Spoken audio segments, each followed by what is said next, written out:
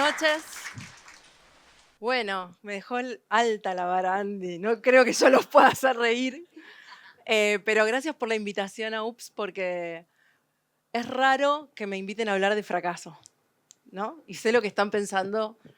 Un político nunca habla de fracaso, ¿no? Siempre habla de sus logros, de las obras que inauguró. Y sobre todo siempre habla de quién tiene la culpa de lo que no logró. Pero difícilmente reconozca un fracaso. Y es que en mi oficio, reconocer un fracaso es un deporte de riesgo. Porque no es solo pasar un mal momento o compartir un mal momento. Un fracaso es sinónimo de caída en la imagen positiva, de ataque en las redes, de condena social y hasta de perder un cargo en una elección. Pero es aún peor. Yo escuchaba a Tati al principio y cuando un emprendedor fracasa pierde tiempo, pierde plata, se pierde un sueño cumplido, pero cuando un gobernante fracasa no lo paga solo él, lo pagan miles, a veces hasta millones. Pero aún así decidí aceptar el desafío de compartir mi fracaso. Elegí uno, tenía varios en mi carrera, pero elegí uno que para mí fue bastante aleccionador, porque buscaba uno donde pudiera sacar muchos aprendizajes y compartirlos con ustedes. Y el que elegí fue por qué en 4 años de gobernación no pude ganar la pelea contra Baradel por una mejor educación, con los gremios docentes. Y la verdad, primero, para que puedan entender esa pelea, tengo que darles un poco de contexto. La provincia de Buenos Aires, en educación, son 18.000 escuelas públicas. 18.000. Son 5 millones de alumnos. Son 300.000 docentes que enseñan ahí todos los días. Es un país adentro de otro país. Y en ese país que me tocaba gobernar, durante 4 años, tuvimos 72 paros. 72 paros docentes. Y claro, muchos fueron por reclamos salariales, pero también porque no estaban de acuerdo contra el acuerdo del Fondo Monetario Internacional, porque en solidaridad con paros de otras provincias, y también porque un día tardamos 2 horas en que los salarios se depositaran en los cajeros automáticos, en la fecha de pago. Y en el centro de toda esta novela, Roberto Baradel. Y mi relación con él fue de mala a horrible. El primer año acordamos y empezaron las clases.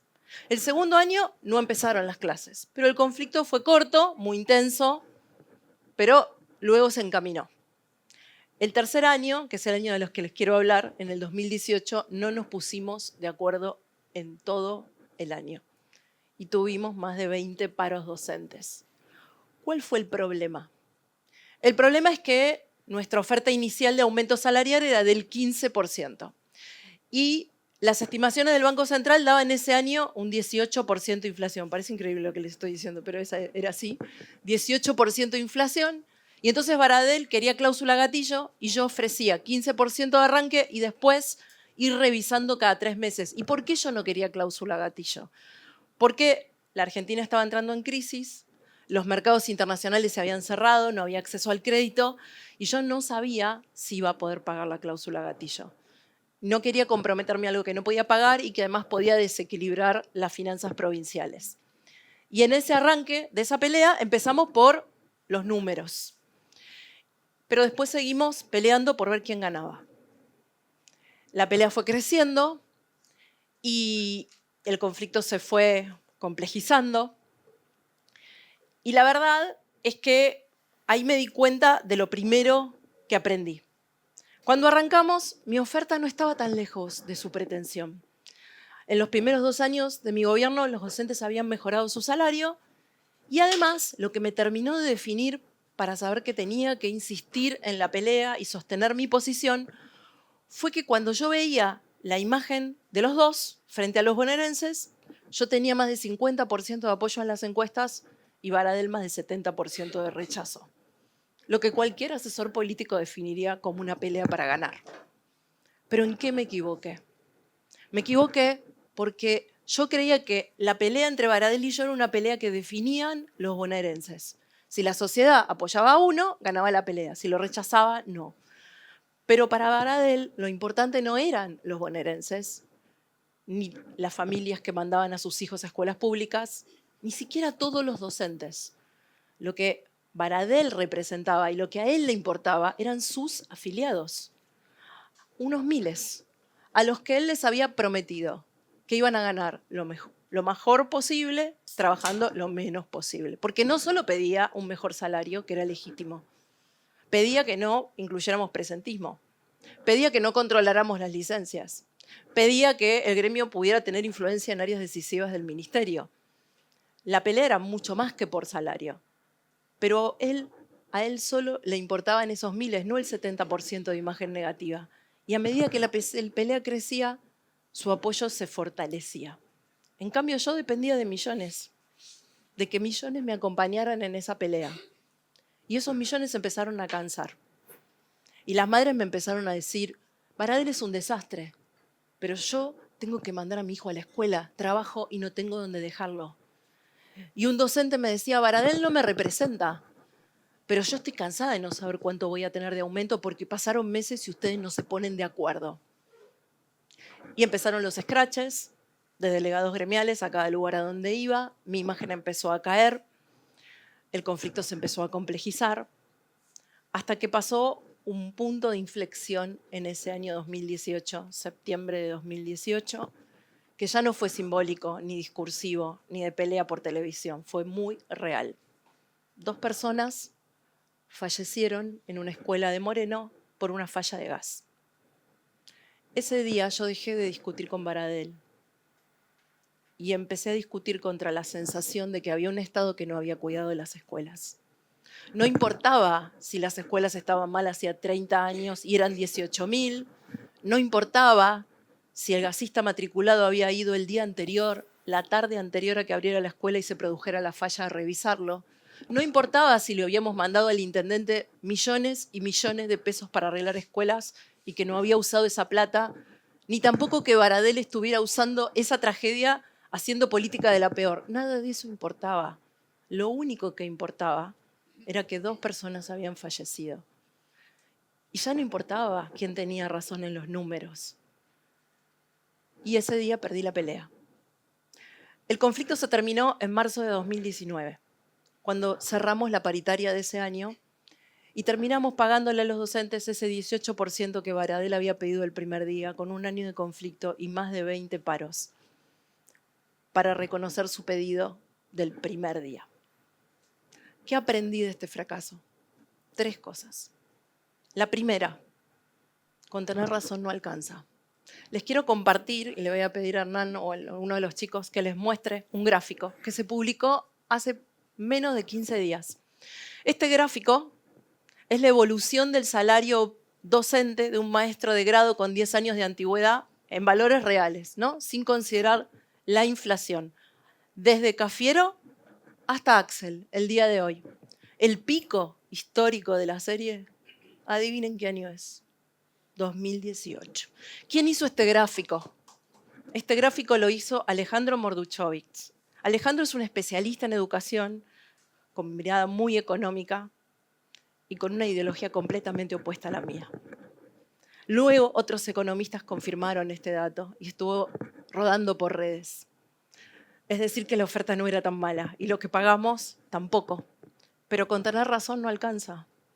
La batalla cultural, la pelea de la comunicación, la cercanía con los docentes, todo eso fueron cosas que yo no tuve y Baradel sí.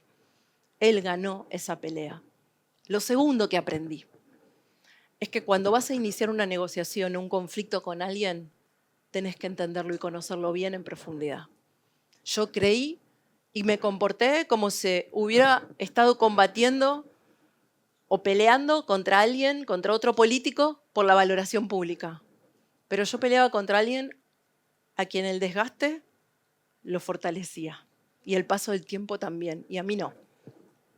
Y lo tercero, esa fue una gran lección de humildad. Yo venía de pelearme contra los narcos y los bonaerenses me habían apoyado fuertemente. Me peleaba contra la policía corrupta y los bonaerenses me apoyaban. Me peleaba contra el sistema judicial. Metimos presos hasta jueces de casación en la provincia de Buenos Aires que eran parte de bandas delictivas. Y la gente me bancaba. Y yo creí que haciendo lo mismo iba a tener los mismos resultados. Yo pensaba que cuando uno hace política con la capacidad de trabajo, el esfuerzo, el sacrificio, tener los mejores equipos y trabajar 24/7 alcanzaba, pero no pude evitar una explosión en una de las 18.000 escuelas. Fue una gran lección de humildad y un límite. De eso aprendí. El conflicto pasó, después volví a ganar una elección en la ciudad de Buenos Aires en el 2021, tuve otros adversarios, otras negociaciones, otros conflictos donde apliqué estos aprendizajes. Hoy los comparto en IDVA, la universidad que tiene una maestría que dirijo, y además con empresas del sector privado a las que asesoro en este proceso de reinvención desde que Hernán les hablaba. Pero cuando miro esto a la distancia, hoy no vengo a decirles que Baradel tenía razón, porque no la tenía, pero sí a decirles algo más incómodo. Yo di mal la pelea. Y aprendí de eso. Y espero no ser la primera política. No, voy a ser la primera, pero no la última, así como fui la primera mujer gobernadora y me encantaría que muchas más mujeres lo fueran. Espero que yo sea la primera de un gran número de políticos que venga a pararse a compartir su fracaso, sus errores y sus aprendizajes. Así que ojalá eso suceda, ojalá Hernán convoque a otros y muchas gracias por escucharme y acompañarme.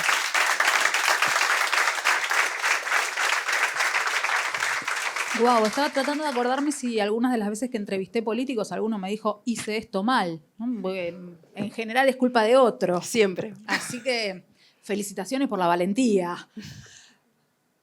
¿En qué momento entendiste que perdiste la pelea? En el momento, en esa mañana, cuando me contaron la noticia de Moreno, Baradel llegó antes que yo a la escuela y antes que mi ministro de Educación. Él dio la noticia. Y entendí que el deterioro de un sistema educativo de 30 años no toleraba una pelea como esa y que había sido la pelea incorrecta, que la persona era la correcta con la cual pelearse, pero atrás de esa persona había un sistema enorme de docentes, de familias, de gente que necesitaba otras respuestas. Tampoco vi muchos políticos que se corran de la gestión pública. Vi muchos cambiar de posición, cambiar de partido, cambiar de alianza, cambiar de opinión completamente, pero salir de la función pública e irse a la privada, ¿cómo fue esa decisión? Bueno, hay varias teorías en mi casa. Una es producto de la menopausia. Yo tengo mi propia teoría y es que a mí siempre me movilizó mucho el aprendizaje.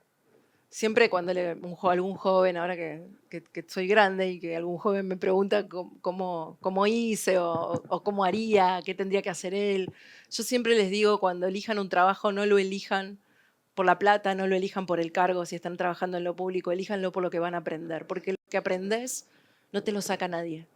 La plata va y viene, el cargo también, el poder también, pero lo que aprendiste es para siempre tuyo.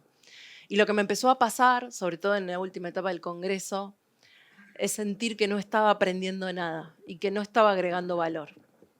Y que todavía era muy joven y que tenía mucho tiempo y que también, no estoy diciendo que nunca más voy a hacer política, pero que en este tiempo, donde tal vez no aprendo y no agrego tanto, es un buen tiempo para aprender en otro lado, para desarrollarme en otro lado, y si me toca algún día volver mejor, entendiendo el otro lado del mostrador, y también mostrando que puede haber políticos que no están toda la vida en un cargo y que pueden hacer otras cosas.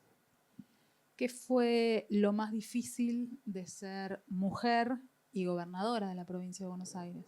Recién hablabas, ¿no? de narcos, de enfrentarse a situaciones de corrupción tremendas, de ser la primera mujer y también la primera gobernadora en muchísimos años fuera del peronismo.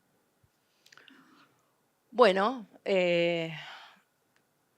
tuve que tomar una decisión muy profunda que fue no aceptar la mirada de subestimación del otro. Ya desde la campaña, el apodo era Heidi, la pregunta incluso de muchos periodistas, muchas mujeres, era, ¿y vos crees que una mujer va a poder contra los gremios docentes, los narcos, la policía corrupta, ¿no? Y en un momento de la campaña yo dije, bueno, si tantos machos alfa no pudieron, tal vez una mujer sea la solución. Y Pero desde el primer día decidí que no me iba a hacer cargo de eso. Vino un intendente, no voy a decir el nombre, pero ya se van a dar cuenta quién es, que gobierna el municipio más grande, de la provincia, y me dijo, porque yo gobierno, entró así todo este patotero a mi despacho, hacía 2 meses que había asumido, porque yo gobierno para 2 millones de personas, y yo gobierno para 17, le dije. Y yo conozco los barrios, conozco la gente. Yo viví en La Matanza, le dije. Viví 10 años. Mis padres tenían una casa en una quinta ahí. Le digo, en Calle de Barro. Y me tomaba el bondi. El 55 que pasa por Camino de Cintura, conozco La Matanza, conozco Los Pinos, conozco Villa Palito. Y empecé a nombrar toda la villa de su territorio. Pero decidí que no iba a permitir que ser mujer o que la mirada de subestimación del otro me impidiera tomar decisiones o mostrar cuál era el lugar que ocupaba, porque no se trataba solo de mí. Yo siempre lo digo y lo reconozco públicamente, yo no hubiera sido nunca gobernadora si no hubiera habido otras mujeres antes que dieron la pelea. Creo que no hubiera sido gobernadora si no hubiera existido una Graciela Fernández Meijide. Porque las que peleamos vamos generando una huella, como digo yo, para que las que vienen atrás con el carro pasen más fácil, ¿no? Entonces, para mí era muy importante sostener ese lugar de autoridad y mostrar que estaba dispuesta a ejercerlo y a tomar decisiones difíciles, equivocada o no, porque sabía que de eso dependía que un montón de mujeres luego se sintieran habilitadas para eso, ¿no? Pero bueno, me pasaba mucho, me preguntaban, ¿con qué varón hay que hablar para negociar? ¿No? ¿Quién es el que está ahí cerca? ¿A quién escucha ella? ¿Qué varón escucha ella? El marido, yo tenía un esposo en ese momento intendente, hay que hablar con el marido, hay que hablar con el jefe de gabinete, ¿no? Buscaban algún varón con el cual evitar hablar conmigo para las negociaciones o las cuestiones difíciles. No me hice cargo de eso, nunca me hice cargo de eso y creo que eso me ayudó mucho. Ahora, por supuesto, vamos a abrir a toda la gente que está acá, pero antes la periodista necesita saber, Obvio. ¿vas a ser candidata? No, no está en mis planes hoy, la verdad, no está en mis planes. Estoy haciendo este recorrido muy entusiasmada, aprendiendo mucho. Trabajo desde pymes hasta grandes empresas, aprendo mucho en la universidad. Yo doy clases, pero yo siempre digo que el que da clases siempre se lleva más de lo que ofrece. Me encanta lo que hago. Entendí que no había una sola manera de contribuir con mi país. Durante muchos años pensé que la única manera de mejorar mi país era estando en lo público. Hice 25 años de sector público. Hoy creo que hay muchos caminos, que no hay un solo camino, y estoy muy feliz con lo que estoy haciendo. Mi familia está sobre todo muy feliz y más tranquila.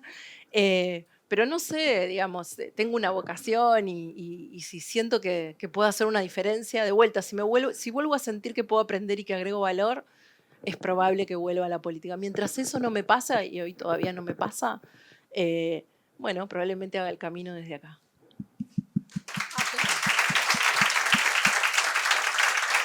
Yo te agradezco desde mi lugar estos ratitos de charla y habilitamos, Gracias. por supuesto, ¡ay, cuánta gente! Quería preguntarte en lo que contaste sobre Baradel. Vos no estabas sola en la gobernación, tenías un equipo de gente, asesores, que te darían información, números, y que te aconsejarían también. Te dirían, che, tenemos que ir por acá, deberíamos hacer esto. Alguien te decía, tenemos que aflojar, no sé. ¿Cómo era esa conversación interna? Sí. Porque yo te tengo Dale, que pregúntame. repetir la pregunta. Perdón que hago la explicación. ¿Funciona? ¿Se escucha? Ok, yo no. En la negociación con Baradel, que fue larga, que fue extensa, vos no estabas sola, tenías un equipo, por supuesto, asesores, gente que trabajaba con vos en ese proyecto, que decían, en algún momento dijeron, basta, tenemos que cerrar. Tenía un equipo muy, muy sólido. Bueno, estaba Hernán Lacunza, era mi ministro de Economía, después tenía un ministro de Trabajo, un ministro de Educación, todos trabajaban en la paritaria.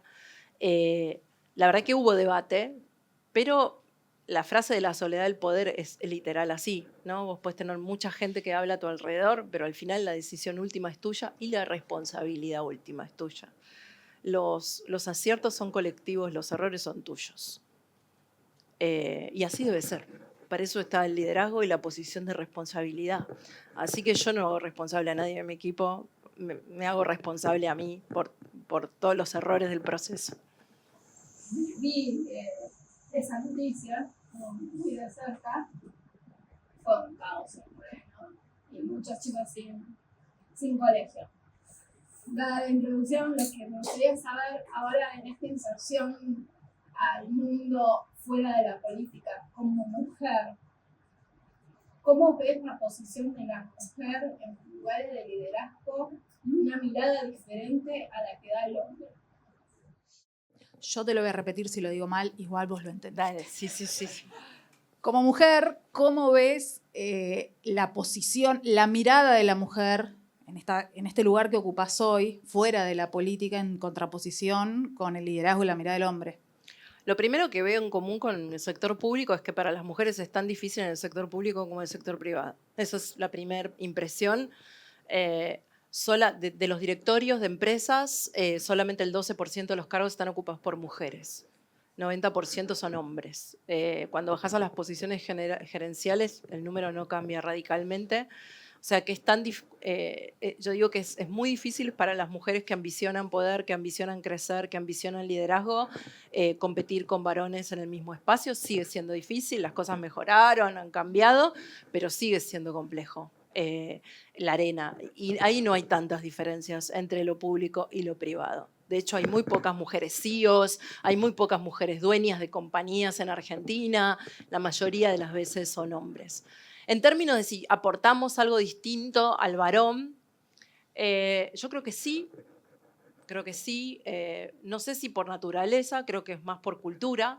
A las mujeres nos educaron más para cuidar, para proteger, y a los varones mucho más para pelear y para confrontar y buscar la supervivencia, ¿no? Desde la prehistoria para acá, y eso en algún punto incide, ¿no? Dicen que las mujeres somos más empáticas, que tendemos más al cuidado, que tratamos de buscar consensos en las negociaciones que los varones, pero mi recomendación siempre a las mujeres es que no se hagan cargo de eso.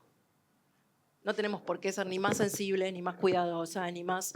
No, tenemos que ser como somos y llegar a los lugares por nuestras capacidades y por nuestra dedicación y por nuestro esfuerzo y por nuestro talento, y no necesariamente sentirnos obligadas a tener determinadas cualidades por ser mujeres.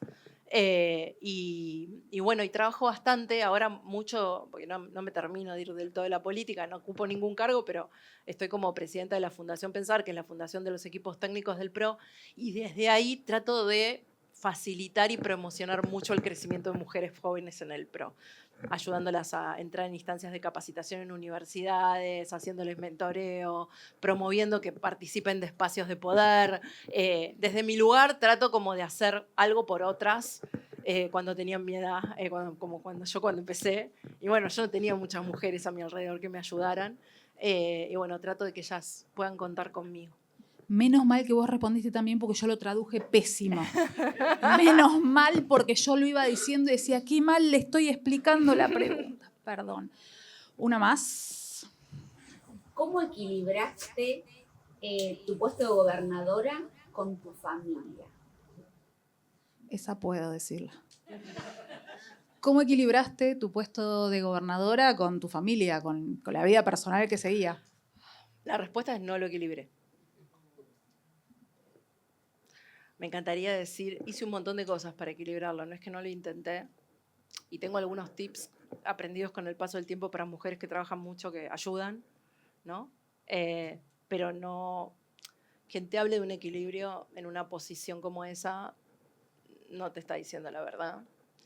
Me divorcié a los 2 meses de haber asumido, no tuve pareja estable hasta que perdí la PASO, hasta que perdí la elección, donde conocí a mi actual marido y con quien tengo segunda administración.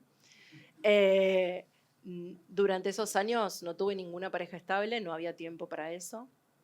Y la verdad es que fueron años muy difíciles para mis hijos. No solo por la separación, sino porque nos fuimos a vivir a una base militar, empezaron a tener custodia permanente, estaban en la adolescencia, no les hacía ninguna gracia esa custodia.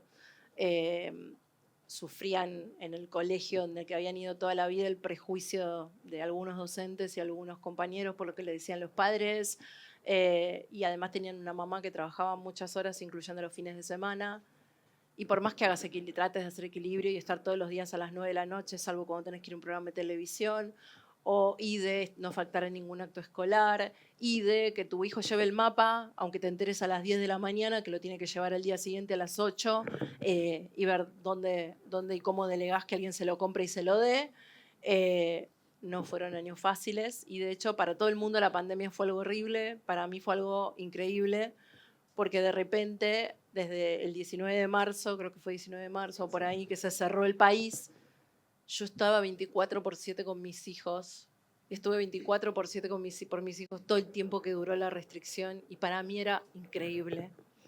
Y fue como una gran compensación de todo lo que nos había pasado, porque ahí hubo como un reencuentro que tuvo sus momentos difíciles, pero después tuvo sus momentos maravillosos. Estábamos en casa los 4 juntos todo el día. Y para mí fue increíble, increíble no estar gobernando y poder estar ahí con ellos. Yo pienso que tal vez gobernando me hubiera dado un síncope. Entonces yo, por un lado, me daba cuenta que no estaba gobernando la provincia, y por otro que estaba con mis hijos 24/7 recuperando ese tiempo perdido. Y bueno, nada, la verdad que fue como un reencuentro increíble, y hoy cuando los veo sanos y los veo crecer bien y ya son grandes, tengo una que ya se recibió y está trabajando, otra que en un año se recibe y ya también está trabajando, todos viven conmigo todavía, y el más chico que está empezando la universidad, y los veo bien, y los veo buenas personas, y los veo felices, ¿no? Digo, bueno, tan mal no hice las cosas. Pero en esos 4 años, muchas noches me sentí muy culpable volviendo a casa muy tarde, con hijos muy chicos que me necesitaban y sin poder darles el tiempo que necesitaban. Gracias, enorme.